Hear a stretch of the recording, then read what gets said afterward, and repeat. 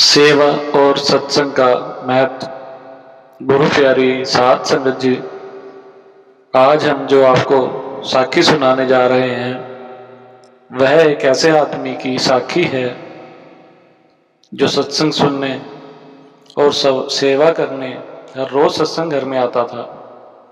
जत्थेदारों के बड़े जत्थेदार फोन करके बताते हैं कि आज वहाँ पर सेवा जानी है। आप अपने ग्रुप के सेवादारों को फ़ोन करके कह दें कि वह सेवा में ब्यास जाएं या दिल्ली, जयपुर, सरसावा, सिकंदरपुर जाएं। कई सेवादार तो महीने में 2 बार भी सेवा पर चले जाते हैं और कोई सेवादार तो कभी भी सेवा पर नहीं जाते और कोई 5-6 महीनों में एक बार चला जाता है।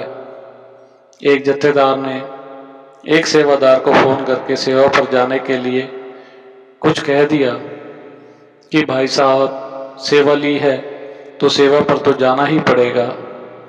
वह सेवादार कभी सेवा पर नहीं जाता था, जिसके कारण वह नाराज हो गया तो उसने सत्संग घर में आना और सेवा करना ही छोड़ दिया। सेक्रेटरी साहब ने एक दिन जत्थेदार से पूछा कि वह सेवादार अब काफ़ी दिनों से दिखाई नहीं दे रहा, ठीक तो है? सेवा में आने वाले सेवादारों का यह एक परिवार बन जाता है। कोई भी सेवादार 1-2 दिन दिखाई न दे तो सभी एक दूसरे से पूछने लगते हैं कि वह सेवादार या वह सेवादारनी ठीक तो है जो दिखाई नहीं दे रहे। सत्संग घर से जत्थेदार ने उसको कई बार फ़ोन करके समझाया, लेकिन वह सत्संग घर में नहीं आया और उसने अब जत्थेदार का फ़ोन उठाना भी बंद कर दिया। एक दिन उसे समझाने के लिए सत्संग घर से सेक्रेटरी साहब ने एक बुजुर्ग सेवादार आदमी को उसका पता लगाने के लिए उसके घर भेजा। उस बुजुर्ग ने क्या किया, सुनिए इस प्यारी सी साखी में। एक आदमी था, वह बिना नागा सत्संग घर में आता था। नियमित रूप से सत्संग घर में आने वाले उस व्यक्ति ने अब सत्संग घर में अचानक आना बंद कर दिया। जब कुछ दिन बीत गए तो सत्संग घर के एक बुजुर्ग आदमी ने उसके घर जाने की सोची। उस शाम बहुत सर्दी थी। बुजुर्ग आदमी जब उसके घर गया तो वह सेवादार कोयले की अंगीठी के सामने बैठा हुआ आग ताप रहा था। वह सेवादार घर में बिल्कुल अकेला था। उसने उस बुजुर्ग आदमी को हाथ जोड़कर राधा स्वामी किया और अंगीठी के सामने रखी दूसरी कुर्सी पर उनको बैठने का इशारा किया और सत्संग घर से आए उन बुजुर्ग आदमी के कुछ बोलने का इंतजार करने लगा। बुजुर्ग आदमी जो सत्संग घर से आए थे वह कुर्सी पर आराम से बैठ तो गए पर बोले कुछ नहीं। कुछ देर बाद उस बुजुर्ग आदमी ने वहां अंगीठी के पास पड़ा एक चिमटा उठाया और बड़ी सावधानी से एक बड़ा सा लकड़ी का कोयला जो लाल लाल दहकता चमकता अंगारा अंगीठी में से निकालकर उसको एक तरफ रख दिया। इसके बाद वह बुजुर्ग आदमी फिर कुर्सी पर आराम से बैठ गए, लेकिन वह बोला कुछ नहीं। वह सेवादार यह सब देखता रहा। थोड़ी देर के बाद उस अकेले अंगारे की चमक दमक धीरे धीरे कम होती चली गई और जल्दी ही वह बुझा बुझा सा दिखाई देने लगा।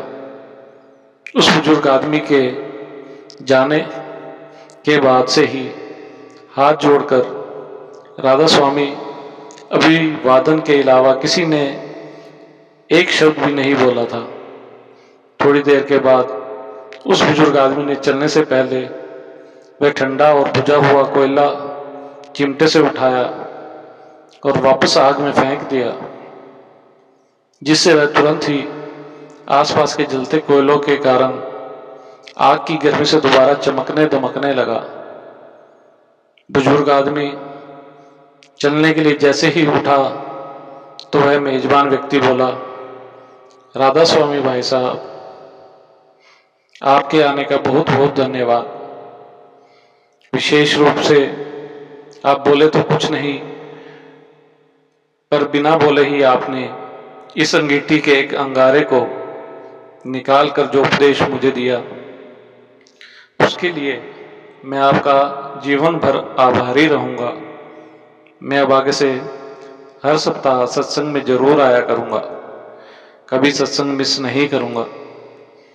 गुरु की संगत और राधा स्वामी परिवार से हमेशा जुड़ा रहूंगा।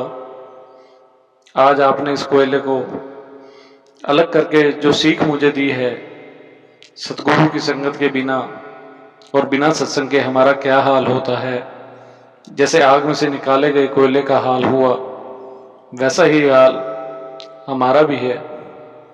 सेवा में आने से कोई काम नहीं रुकता, बल्कि सेवा करके घर जाकर हम अपना काम भी जल्दी जल्दी कर लेते हैं। यह सब हम अपने बाबा जी की दया मेहर से ही करते हैं। सेवादार कहते हैं, अगर हम एक दिन भी सत्संग करने जाएं तो मन उस कोयले की तरह बुझा बुझा सा रहता है। मनुष्य जीवन का सार केवल गुरु भक्ति है और भक्ति का मूल आधार सत्संग है।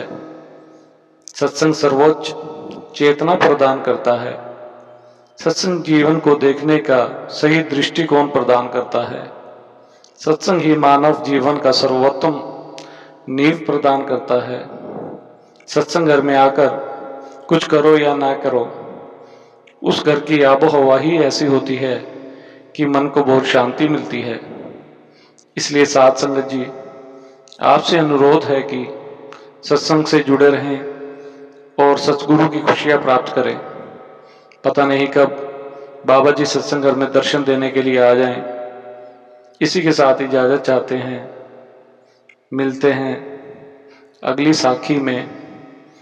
राधा स्वामी जी।